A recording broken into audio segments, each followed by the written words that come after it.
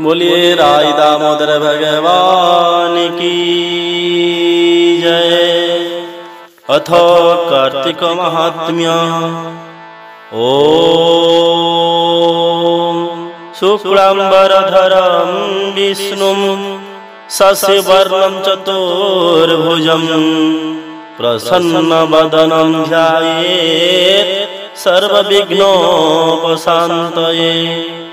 व्यासाय विष्णुरूपाय व्यासरूपाय विष्णवे नमो वै ब्रह्मविधये वसिष्ठाय नमो नमः।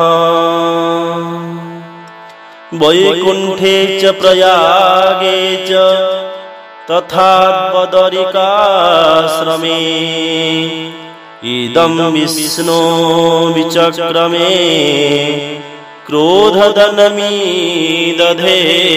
पदम्। तव प्रसादात् पापं मे दामोदर विनश्यतु। नित्ये नैमित्तिके कृष्ण कार्तिके पापनाशनम्। अष्टविंशाध्याय। सुत उवाच हे मुनि जन शुण एवे पार्वती शापे तिनि देवे स्वदेहे होइले स्थावर बिरंची आदि हरिहर। एक कथा जानी देव लोके मन विषाद गुरु शोके। ब्रह्म ऋषि की आग करी जोहि अछंती शिव नारी। सेठारे मिली सुर मुनि जे जाहा पत्नी संगे घेनी। हर भुवने कपिला से मिलिले गौरी पासे। स्तुति बचने देवताए बोलंती शुण महामाये। जे ब्रह्मा शिव नारायण अशेष ब्रह्मांड कारण। जगते जेते जीव जंतु एतिनि देवंकर हेतु। राजस सात्विक तामस उत्पत्ति पालन विनाश। एणे ब्रह्माए विष्णु शिव तोर मायारे तिनि देव। संसारे आत्मजात करे अनादि त्रिगुणे विहरे। तु आदि शक्ति महामाये तो मनु जगत उदये। एतिनि जगते अधिपतु ताकु कलु वृक्ष रूप। तु देवी दया कर एबे जे तिनि देव रूप पूर्वे।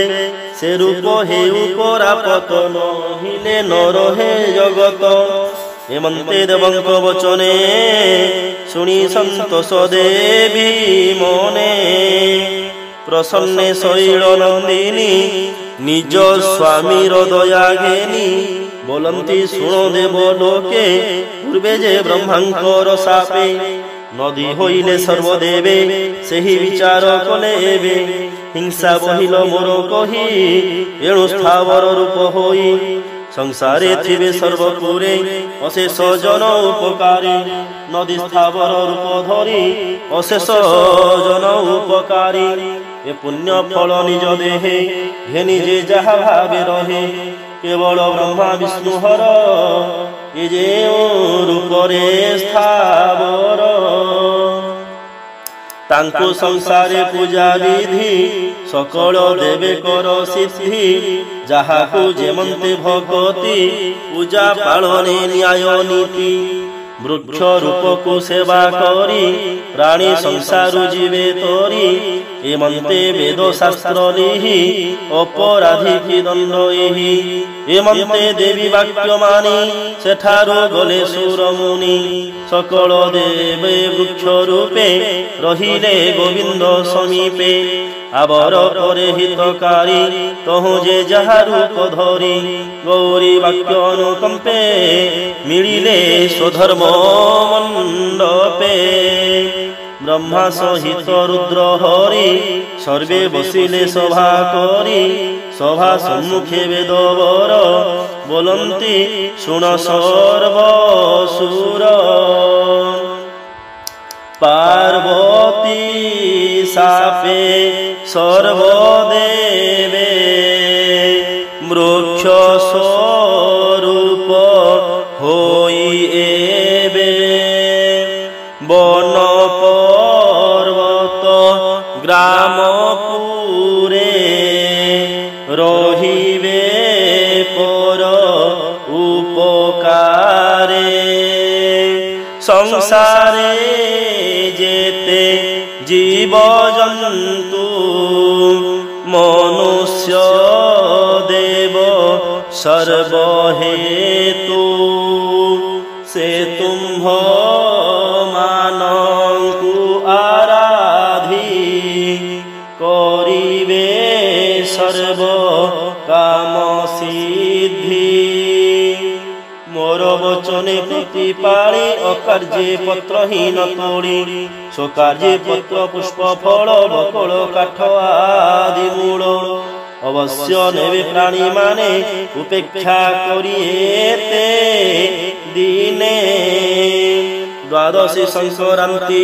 নিশি যে বড় দিনে ক্ষয় শশী দেবতা আড়ে কিবা পথে যে বৃক্ষ রোপিথিব হস্তে দুর্লভ ফল পুষ্প মান ইহা ন করিব ছেদন যে জন ছেদিব অজ্ঞানে তার নিবাস নরক স্থানে নরকু নিস্তরিব যেবে অচ্ছবে জাত হেবে তেবে আবর শুণ দেব গণে মুজে পলাশ বৃক্ষ বনে রহিবি ব্রহ্মা নাম বহি লোড়ন্তা নাহি আউ কেহি কেবল অন্য স্থানে বরি পত্র পল্লব আদি করি ব্রত বিহিত ব্রত দণ্ডে হোম সমিধ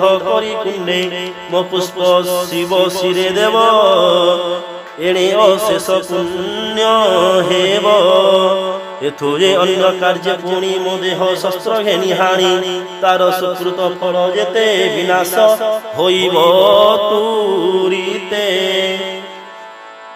এবে কহিবা কর্মরীতি যে হরিহর বেনি মূর্তি সে বট বৃক্ষ রাজবন বৃক্ষঙ্ক মধ্যে মোক্ষ পান সে বেনি বৃক্ষ এক স্থানে রোপণ করিব বিধানে পালিব অতি যত্ন করি মনরে ইষ্ট নাম ধরি বৃক্ষ বর্ধিত করি যত্নে সুরক্ষা করিথিব নিত্যে এ রূপে বৃক্ষ আরাধনে সংসার নিস্তরিব জনে এক আসনে হরিহর বিজে করাই যেউ নর পূজা করন্তি নিত্যে নিত্যে যজ্ঞ সম্ভার বিধি মতে সর্ব উৎসব যাত্রা বিধি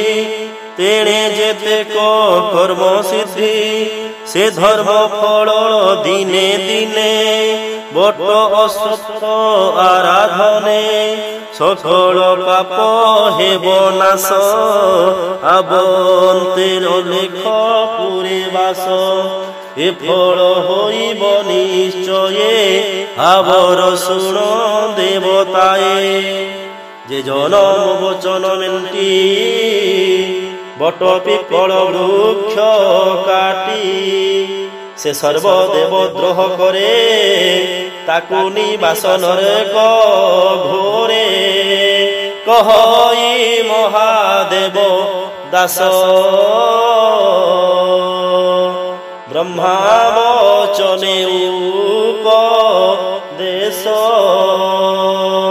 इति श्री पद्म पुराणे उत्तरखंडे कार्तिक महात्म्ये त्रिदेव स्थावर चरित कथन नाम अष्टविंशोऽध्यायः।